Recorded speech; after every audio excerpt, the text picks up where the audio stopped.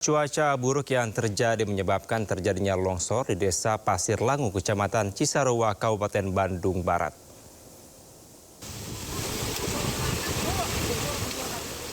Dua jenazah langsung dievakuasi ke Puskesmas Pasir Langu untuk dilakukan identifikasi. Berdasarkan data terkini, korban meninggal dunia sebanyak 25 orang dan 23 lainnya selamat. Selain itu, pemirsa, Kombes Pol Hendra Rahmawan, Kabid Humas Polda Jawa Barat menyampaikan 105 orang diduga masih tertimbun material longsor. Seluruh korban selamat hingga kini telah ditampung di kantor Desa Pasir Langu untuk mendapatkan bantuan logistik dan juga perawatan medis. Sementara hingga kini petugas gabungan masih melakukan pencarian dengan menggunakan alat berat serta anjing pelacak untuk menyisir titik-titik yang diduga menjadi lokasi tertimbunnya warga. Jumlah pengungsi diperkirakan mencapai 300 hingga 400 orang akibat bencana tersebut.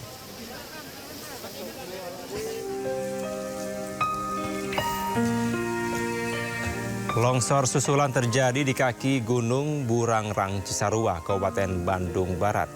Badan Geologi Kementerian ESDM mengingatkan masyarakat agar meningkatkan kewaspadaan terhadap ancaman longsor susulan. Petugas dan juga relawan yang tengah melakukan evakuasi dan juga pencarian korban terpaksa menghentikan sementara aktivitas pencarian. Curah hujan yang tinggi meningkatkan resiko terjadinya longsor susulan.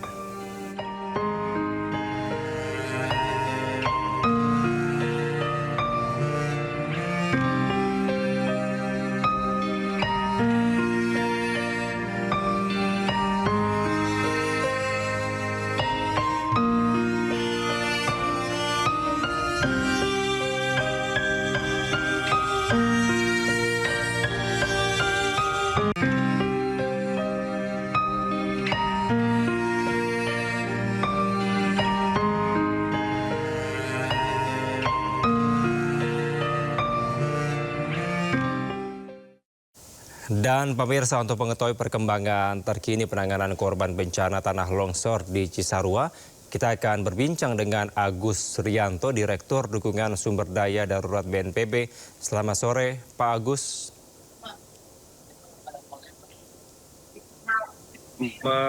Selamat sore, Pak Kevin. Ya, Pak Agus, seperti apa update terkini di sana, Pak? Kami mendapatkan informasi ada 5 kantong jenazah yang ditemukan saat ini. Apa seperti apa dari sana, Pak?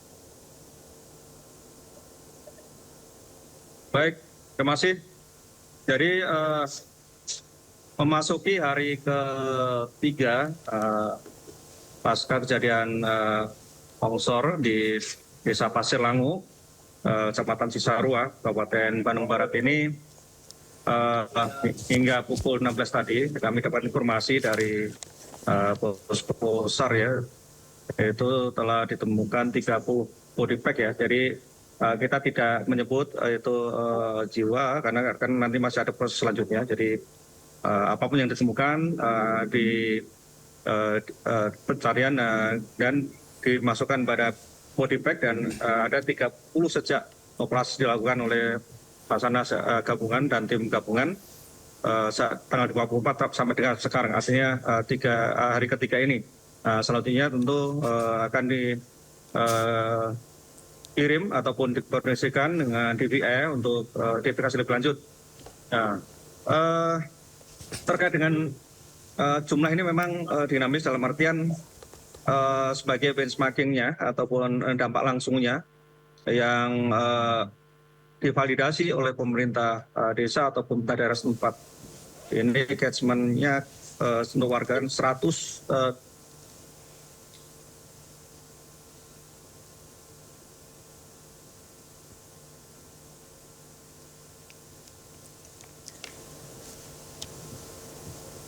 Ya, pemirsa, nampaknya kami mengalami kendala komunikasi dengan Direktur Dukungan Sumber Daya Darurat BNPB, Agus Rianto. Kami akan mencoba menghubungi Pak Agus, yang mana informasi terkini tadi pemirsa disampaikan oleh pihak BNPB bahwa terdapat 30 body pack yang berhasil ditemukan saat ini. Pak Agus, apakah mendengar suara saya?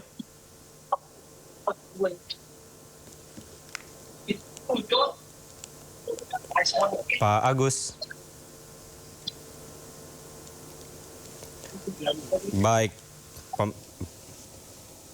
Baik, pemirsa, hingga pukul 16 informasi yang baru saja disampaikan oleh Direktur Dukungan Sumber Daya Darurat BNPB Agus Rianto, ada 30 body pack atau kantong jenazah ditemukan di hari ketiga dan hingga kini proses evakuasi korban masih berlangsung. Kita beralih ke informasi lainnya, pemirsa. Laga Liga Persekam Malang melawan Triple S Kediri diwarnai aksi anarkis di Stadion Brantas, Kota Batu, Jawa Timur. Kiper Persekam menyerang pemain Triple S dengan tendangan kungfu hingga jatuh terkapar.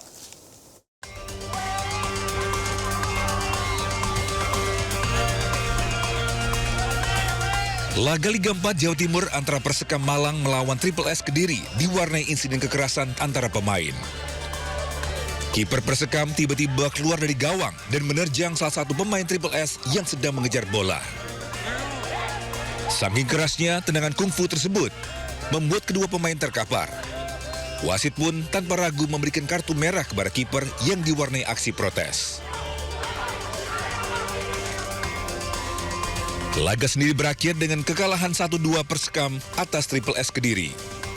Namun, aksi anarkis belum berakhir. Para pemain Persekam yang merasa tak puas mengejar dan mendorong wasit. Salah satu pemain bahkan sempat mukul wasit hingga harus dipisahkan rekan-rekannya.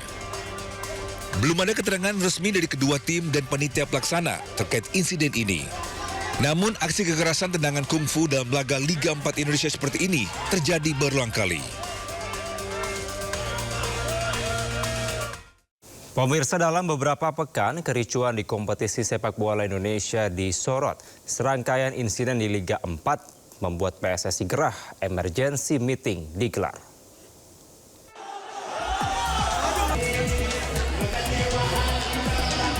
Dalam beberapa pekan ini, kompetisi sepak bola Indonesia disorot. 24 Januari 2026, supporter Sriwijaya FC meluapkan kekesalannya. Usai Sriwijaya FC kalah telak 5-0 dari Sumsel United.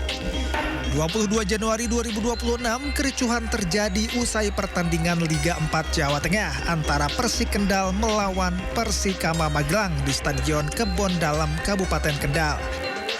Usai wasit meniup peluit panjang tanda berakhirnya pertandingan, sejumlah supporter turun ke area lapangan. Hal ini dipicu oleh ketidakpuasan supporter Persik Kendal terhadap sejumlah keputusan wasit yang dinilai merugikan tim tuan rumah.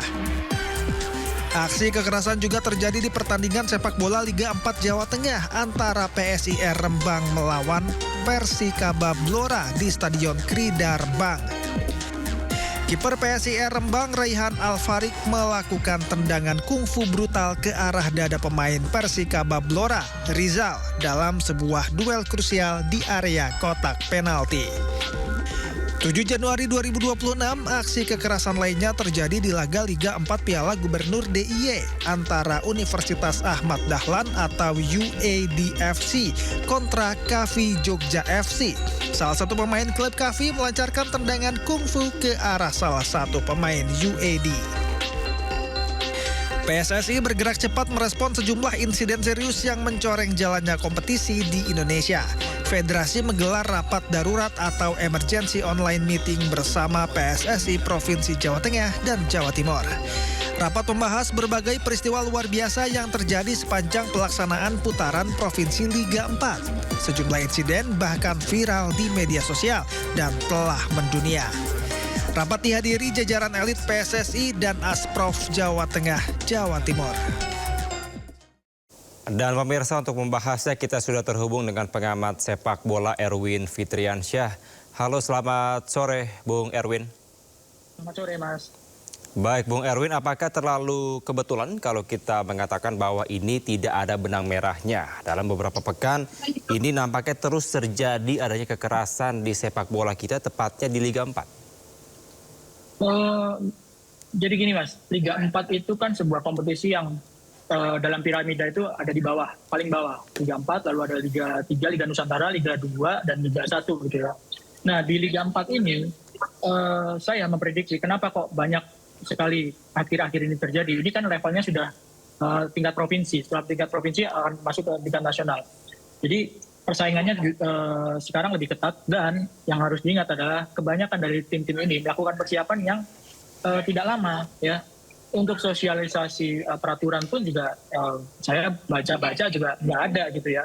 Law of the game juga nggak ada disosialisasikan. Padahal kan itu sebuah dasar dari pemikiran terutama pemain, pelaku ya, ofisial, pelatih, supaya pertandingan bisa berjalan dengan lancar gitu ya. Bahkan ada beberapa tim yang persiapannya hanya seminggu. Bagaimana bisa menyeleksi pemain ya?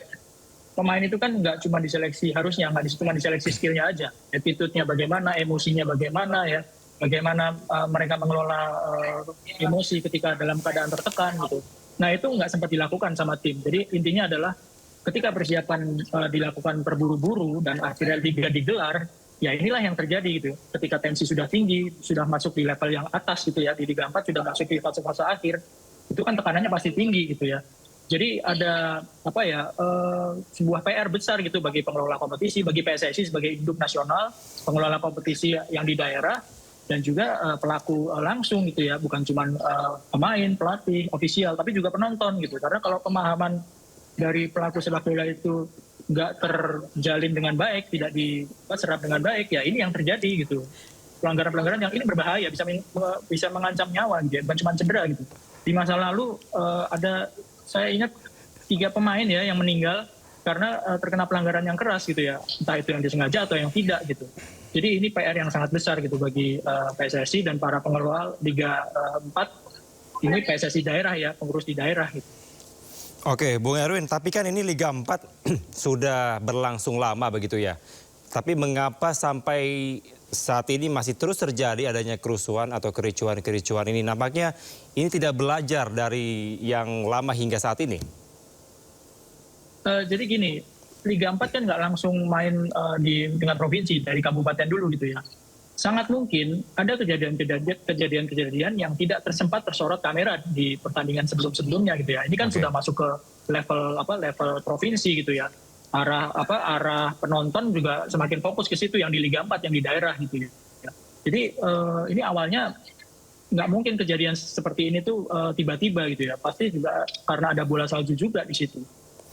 Oke, tapi Anda melihat peran PSSI terhadap atau ya untuk memperhatikan Liga 4 ini seperti apa? Kurang atau gimana? Liga 4 ini kan pengelolaannya diserahkan ke pengurus PSSI daerah gitu ya, bukan di bawah PSSI pusat gitu. Tapi itu kan ada korelasinya bagaimana instruksi PSSI pusat ke PSSI daerah gitu ya. Kalau sekarang udah ada rapat luar biasa, itu kan artinya berusaha untuk memadamkan api gitu ya, bukan mencegah api itu terjadi gitu. Jadi kejadiannya itu harusnya dipersiapkan dari awal supaya nggak kejadian seperti ini gitu. Ibaratnya kecolongan Bung Erwin, dengan sekian lama Liga 4 berlangsung tapi baru kali ini melakukan rapat darurat itu. Ya apapun itu sudah terjadi, entah itu kecolongan atau enggak gitu ya. Ya PSSI juga sudah melakukan langkah antisipasi gitu ya, untuk pencegahan, untuk supaya ini kan masih terus bermain, ini kompetisi Liga 4 bukan stop gitu ya, ini di tengah-tengah kompetisi gitu ya. Paling tidak ada langkah-langkah yang membuat kekerasan yang terjadi di pertandingan itu bisa dihentikan gitu ya. Jadi pemain-pemain juga mikir gitu bahwa apa yang dilakukan pelanggaran-pelanggaran itu berbahaya dan bisa mengancam jiwa, bukan cuma karir aja gitu, mengancam jiwa lawan yang kena pelanggaran gitu. Oke, tadi saya menarik apa yang Anda sampaikan begitu ya, menarik perhatian saya terkait dengan belum adanya regulasi baik dari untuk pemain dan juga pelatih, official, bahkan bagi supporter mungkin ya. Itu kira-kira salah siapa dengan kondisi seperti ini terjadi, Bung Erwin? Ya Mas, sebenarnya gini, regulasi itu pasti ada ya. Laws of the game dari sepak bola itu ada, dari Liga 1 sampai Liga 4 itu semuanya sama. Ya, ada hukum sepak bolanya gitu ya, ada laws of the game-nya gitu.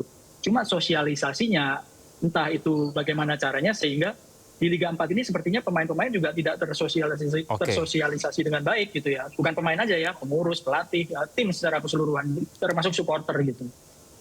Anda melihat kendalanya apa sehingga tidak tersosialisasi dengan baik, Bung Erwin? Secara umum karena tim ini melakukan persiapan dengan mendadak gitu, banyak yang mendadak. Bayangkan untuk mengikuti sebuah kompetisi ada tim yang persiapannya hanya seminggu, bagaimana mau ngasih loss of the game, pemahaman loss of the game gitu ya.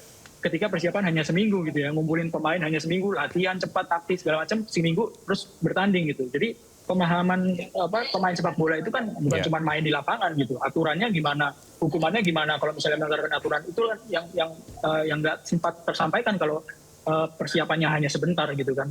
Oke, hanya 1 minggu persiapan berarti dalam kata lain kita belum siap sebenarnya untuk melaksanakan Liga 4, Bung Erwin? Mungkin di beberapa daerah ya, kan ini nggak semuanya gitu ya. Mungkin di beberapa daerah ada PR seperti itu gitu ya, nggak di semua pertandingan gitu. Tapi kan sempat terblow up oleh medsos gitu. Dan ini sinyal alarm yang bagus sebetulnya kan. Supaya aware bahwa ada pelanggaran seperti ini di Liga 4 gitu. Ini kan bukan kompetisi yang nggak terkoordinir gitu. Ini kan kompetisi tetap di bawah PSSI gitu.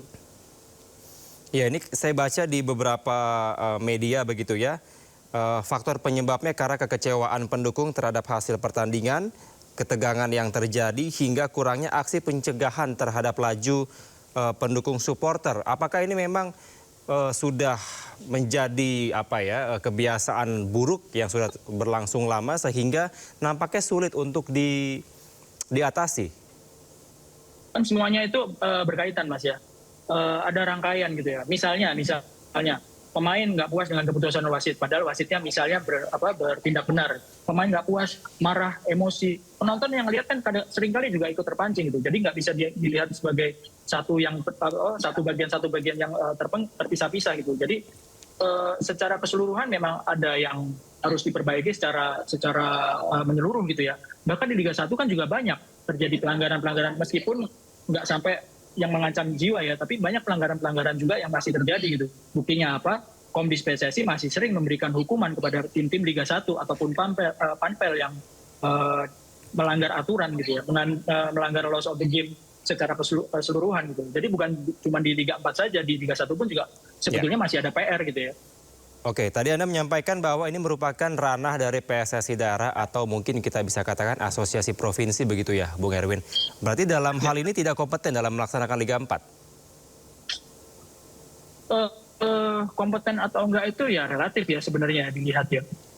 Liganya itu berjalan, ya kalau untuk sekedar berjalan aja ya bisa kompeten. Tapi bagaimana kejadian-kejadian detail itu seperti itu ya. Kalau sampai kejadian seperti itu ya nggak kompeten, bisa dibilang seperti itu gitu ya. Baik, sanksinya menurut Anda apa yang perlu diterapkan? Sanksi tegas? Jadi gini, untuk pemain-pemain yang sudah diberi sanksi, itu kan sanksinya benar-benar istilahnya menghabisi karir pemain. Karena hukumannya seumur hidup nggak boleh main. Di dalam kompetisi yang ada di lingkungan PSSI, kalau main tarkam aja masih bisa gitu. Tapi kalau di dalam lingkup PSSI, itu udah menghabisi karir pemain. Dan saya pikir ini bukan hukuman yang bukan hukuman yang mendidik, meskipun tindakannya itu sangat membahayakan gitu. Karena apa? Kalau ditarik lagi, apakah pemain itu mendapatkan sosialisasi yang benar? Apakah mendapatkan treatment yang benar ketika dalam kompetisi akan mulai gitu? Jadi hukumannya berat sekali buat pemain.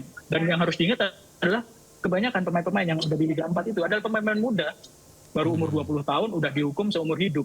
Entah itu nanti misalnya banding dikabulkan atau enggak, tapi kan yang jelas sudah diputuskan oleh Komdis di daerah bahwa dia dihukum seumur hidup. Umurnya masih 20 tahun, habis karirnya habis kan untuk di lingkup PSSI. Oke. Baik, Bung Erwin, sebelum kita lanjutkan dialog, kita akan simak terlebih dahulu informasi berikut ini pemirsa. Tak puas keputusan wasit oknum supporter Persik Kendal masuk ke lapangan dan juga mengejar wasit. Bahkan seorang polisi terluka akibat terkena lemparan pendukung.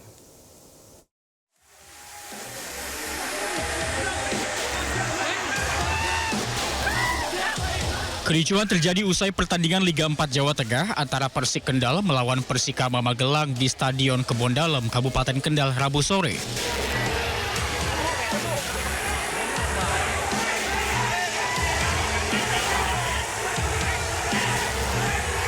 Pendukung yang tidak puas dengan keputusan wasit turun ke lapangan dan mengejar wasit. Petugas pun bertindak tegas dan mengamankan sejumlah supporter. Seorang polisi pun terluka akibat lemparan supporter. kerusuhan yang terberat sebenarnya gol, tapi AW2 itu yang bikin ini, Pak. Itu dari supporter mana, Pak? Ya dari supporter Persik Kendal sendiri juga. Komunitas apa, Pak? Bomber ya? Ya ada sebelah timur, sebelah barat, penonton umum. Dalam pertandingan lanjutan Liga 4 Jawa Tengah, tuan rumah Persik Kendal harus tunduk dan kalah 1-2 dari Persikaba Magelang. Dari Kendal, Jawa Tengah, Edi Prayitno, iNews melaporkan. Baik, Bung Erwin, sebelum saya membahas terkait supporter yang turun ke lapangan ini tadi melanjutkan yang tadi, hukuman seumur hidup bagi para pemain sepak bola yang Anda katakan tadi usianya masih relatif muda, sekitar umur 20-an, itu sudah tepat atau tidak? Kalau untuk istilahnya menakut-nakutin supaya nggak ada pelanggaran seperti itu lagi, mungkin itu adalah cara yang paling instan gitu ya. Tapi tepat atau enggak ya kita kembali saja gitu. Umur 20 tahun ya masih meniti di Liga 4, tahu-tahu sudah dihukum seumur hidup gitu. Apakah tepat atau enggak? Saya pikir yang harus dipikirkan adalah memberi hukuman yang lebih mendidik gitu ya. Kan bukan serta-merta langsung dihukum dengan cara seperti itu kalau menurut saya ya. Meskipun pelanggarannya sangat berat gitu. Tapi kan kesalahan itu kan bukan murni dari pemain saja gitu ya. Ada sebabnya kenapa melakukan hal seperti itu ya. Ya seperti yang kita bahas tadi bahwa sosialisasi, persiapan tim gitu ya, pemahaman kepada love of the game gitu. Itu yang harus dipikirkan juga kan. Ya, hukuman yang mendidik yang seperti apa itu, Bung Erwin? Ya yang nggak seumur hidup ya. Misalnya 1 musim kompetisi ya. Oke. Baik. Bung Erwin, tadi juga ada paket berita sebelumnya yang menyampaikan ada supporter yang turun ke lapangan. Seharusnya nampaknya kalau supporter sudah mengetahui tidak boleh untuk turun ke lapangan, apalagi berbuat kerusuhan. Ya, tanggapan Anda? Setahu saya kalau dalam manajemen supporter seperti itu ya, dalam kondisi masa seperti itu, ya biarpun sudah tahu bahwa akan dihukum timnya atau panpel akan dihukum gitu ya. Kalau udah emosi memuncak dan bersama-sama dengan banyak orang, ya kejadian juga Mas gitu. Jadi yang harusnya dipikirkan adalah bagaimana mengantisipasi kejadian itu. Misalnya seperti di Liga 1 nggak ada supporter yang boleh nonton. Misalnya seperti itu ya. Kalau di partai-partai rawan gitu. Misalnya lagi jumlah keamanannya ditambah. Ya itu dua di antara cara yang mungkin saya tahu gitu ya untuk mencegah bagaimana kerusuhan supporter tidak terjadi. Atau misalnya lagi bagaimana pemain ofisial pelatih itu nggak memancing dengan menunjukkan emosi yang berlebihan. Atau wasit juga harus diedukasi bahwa tugas yang benar. Kalau tugas nggak benar, supporter bisa marah gitu, terpancing emosinya, pemain bisa terpancing emosinya gitu, sehingga pertandingan bisa terganggu. Gitu. Jadi banyak keterkaitannya itu banyak gitu dalam sebuah ekosistem sepak bola dan pertandingan. Baik. Terima kasih Bung Erwin atas insight Anda. Tentunya kita harapkan yang terbaik untuk Liga 4 kita. Terima kasih pengamat sepak bola Erwin Fitriansyah telah bergabung bersama kami di Studio Sore. Salam sehat selalu. Pemirsa, ex-Wamenakar Immanuel Ebenezer ingatkan Purbaya untuk berhati-hati. Waspada, sebentar lagi Purbaya akan dinoelkan. Tetaplah bersama kami di Studio Sore.